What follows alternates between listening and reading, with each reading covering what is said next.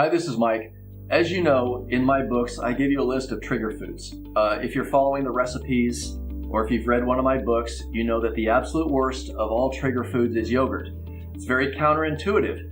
Most people with a digestive disorder are eating yogurt and they're doing it regularly. It's cool, it's smooth, it has probiotics in it, it's easy to digest. It just seems to be the perfect digestive disorder food. And it is if you want to get worse or if you want to have attacks and flare-ups.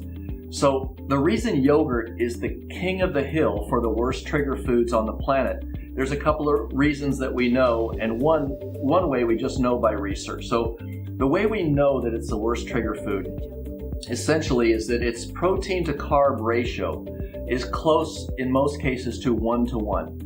We need a 10-to-1 ratio or 9-to-1 ratio for a food to be safe for people like us that are susceptible to digestive issues. Yogurt comes close to 1-to-1, which is the opposite end of the spectrum. And don't think that it has anything to do with whether it's Greek or raw or you have this special yogurt or any of that. None of that matters at all.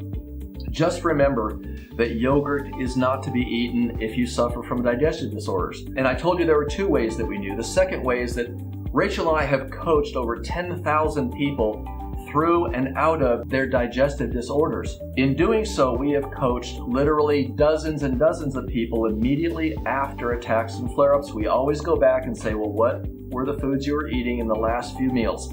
Almost invariably, I'd say over 80% of the time, these people were triggered by a cup of yogurt. Yogurt is not to be eaten when you have a digestive disorder, and it's really just that simple. If you want more details, if you want to know all the hows and whys, you can read one of my books. We'll actually give you a digital copy free if you request it at rachelstea.com. Go ahead and learn more about it there.